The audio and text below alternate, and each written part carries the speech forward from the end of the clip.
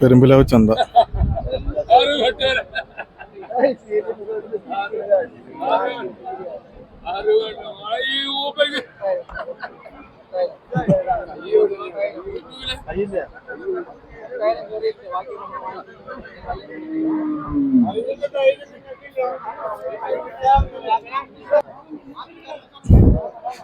നിലവാര പ്രശ്നമുണ്ട്. കന്നുകൾക്കൊക്കെ വിലയാണ്.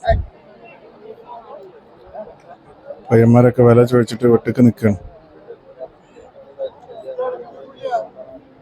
പെരുമ്പിലാവ് നാണയങ്ങളൊക്കെ വില വരുമ്പോൾ സ്വാഭാവികമായിട്ട് ചെറു ചന്തകളിലൊക്കെ വില കൂടും.